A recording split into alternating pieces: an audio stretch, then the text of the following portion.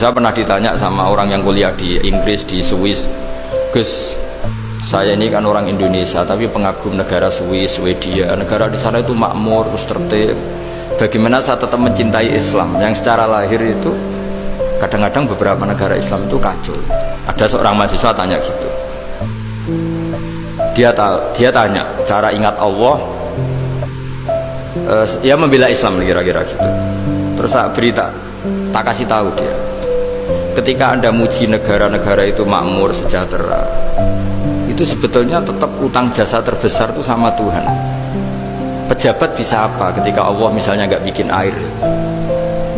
Negara bisa apa misalnya ketika Allah itu nggak bikin oksigen?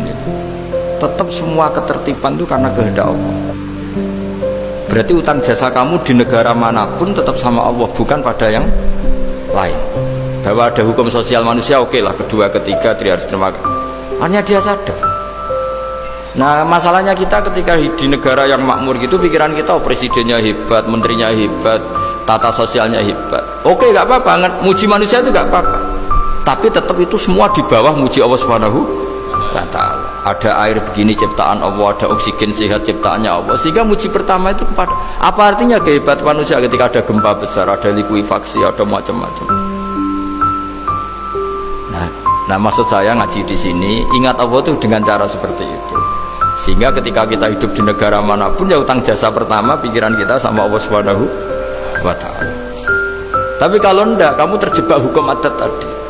Di mana-mana ayam itu yang mengeluarkan telur, telur mengeluarkan ayam, nggak bisa bantu batu ini mengeluarkan ayam. Keliru kamu. Ketika ayam mengeluarkan telur, memangnya ayam itu bisa? Apa dia berpikir sekolah dulu gimana ya cara punya telur? Kan tidak juga. Tidak bergerak juga. Apa ketika mata kamu bisa melihat terus kamu merencanakan gimana ya mata supaya bisa melihat? Ya tahu-tahu sudah melihat. Nah, di sini disebut afa'ayina bil khalqil awwal ansa'aha awalan wa marrah wa huwa alladhi yabda'ul khalqa tsumma yu'iduhu wa huwa ahwanu alaih. Allah selalu mengingatkan. Nah, iman yang baik itu iman yang seperti saya utarakan tadi. Kamu ingat kekuasaan Allah ketika belum ada apa-apa. Belum ada apa-apa ya Allah bikin manusia itu dari tanah, bikin ayam ya dari tanah, bikin sapi ya dari tanah. Bahkan semuanya dari ketiadaan.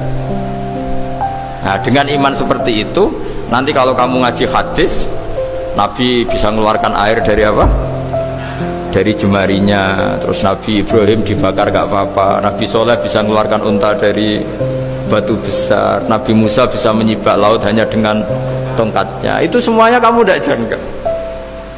Karena tadi ingat bahwa kekuasaan Allah itu tidak terbatas.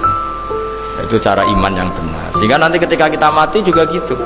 Ketika kita hidup ya tidak bisa ngatur jantung kita, paru-paru kita. Pasti sama lah. Setelah kita mati juga tidak bisa ngatur. Yang hanya ngatur Allah Subhanahu wa Ta'ala. Hidup kita dalam kendali Allah, mati kita dalam kendali Allah. Ya sudah, terus kita mati ya nyaman saja.